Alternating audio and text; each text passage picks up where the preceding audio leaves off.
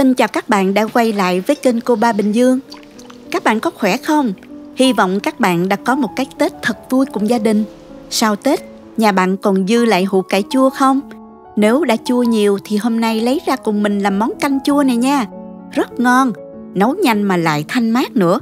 Chắc chắn cả nhà ai cũng ngon miệng và đưa cơm. Nào chúng ta cùng nhau nấu ngay thôi. Hôm nay mình dùng cá chẽm để nấu nè. Các bạn có thể dùng cá nục, bạc má, cá lóc, cá thu, cá bông lao. Cá nào cũng ngon hết các bạn. Con cá này khoảng 500 gram. Mình đã rửa qua muối và giấm. Mình cắt bỏ vây và đuôi và cắt đôi ra, giữ lại đầu cá cho ngọt ha.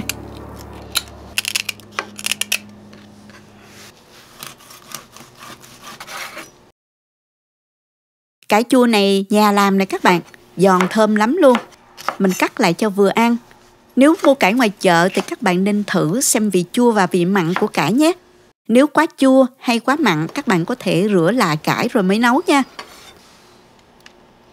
Cà chua thì mình dùng 300 gram, cắt muối cao, bỏ bớt hạt nếu thích.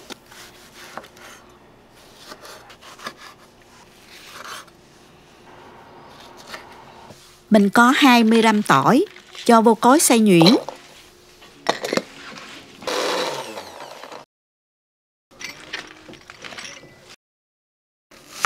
Hành tím thì mình cắt mỏng như thế này để xào dưa cải nè.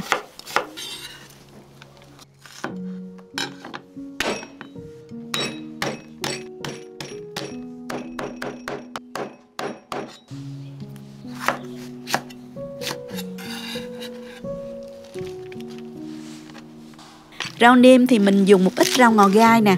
Các bạn có thể dùng thêm rau quế, thì là hoặc là ngò om cũng được. Có gì thì mình dùng đó nha các bạn. Cho vào đây 1 muỗng cà phê bột nêm và 1 muỗng cà phê nước mắm cho dậy mùi thơm.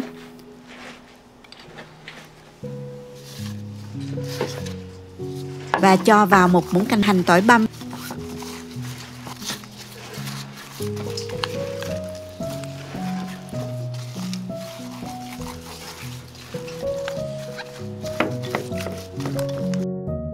Trước khi nấu canh thì mình sẽ chiên sơ phần cá, giúp cá được thơm hơn khi nấu. Mình cho dầu ăn vào chảo rồi cho tỏi vào phi.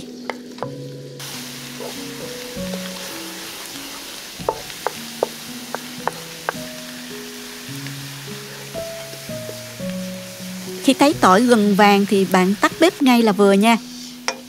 Đừng để tỏi vàng quá sẽ bị đắng nha các bạn. Rồi mình vớt tỏi ra để chút mình nêm canh ha. Chừa lại dầu. Tiếp tục mình cho cá vào chiên sơ. Mình đảo sơ qua dầu thôi ha. Bước này cũng giúp cá bán đi mùi tanh rất là hiệu quả luôn. Chiên sơ mỗi bên khoảng 1 phút là được ha các bạn. Mình dùng chảo chống dính để cá không bị rách da. Thành phẩm sẽ đẹp hơn nha. Rồi mình dùng nồi này để nấu canh nè. Cho vô một ít dầu.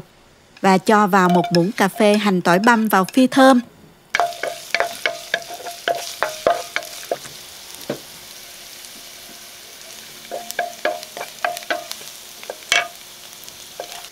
Tiếp theo thì mình cho cải chua vào, xào lên.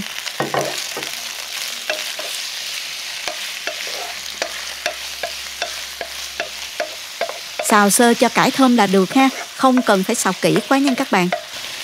Bây giờ mình cho nước vào nè. Mình dùng là 1 lít 2 nước.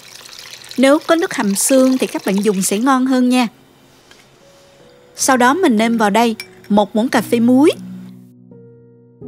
1 muỗng canh rưỡi bột nêm gà,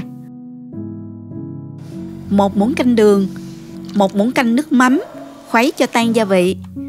Bạn nào có nước cải chua thì mình cho thêm vào khoảng 1/3 chén để tăng hương vị cho canh nha các bạn. Khi thấy canh sôi lên á, thì mình cho cá đã chiên vào và tiếp tục nấu. Xin thông báo đến tất cả khán giả yêu thương. Hiện nay kênh TikTok chính thức của mình là Cô Ba Bình Dương Channel và Facebook chính thức là Cô Ba Bình Dương Channel bí quyết nấu ăn. Những kênh có tên nhại theo lấy danh nghĩa và video của mình cắt xén để re-up đều là giả mạo. Mong các bạn hết sức chú ý khi follow TikTok và Facebook Cô Ba Bình Dương. Xin chân thành cảm ơn. rất là nhanh chín. Khoảng 5 phút sau là cá chín rồi. Mình cho cà chua vào sau cùng để cà không quá chín nhừ nha các bạn. Rồi mình nêm lại cho vừa ăn. Theo mình như vậy là vừa rồi. Các bạn có thể nêm theo khẩu vị gia đình nha.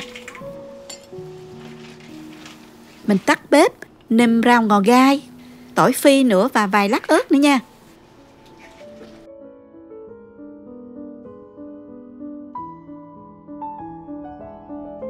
Bây giờ thì múc canh ra tô nè, dùng cơm thôi các bạn ơi.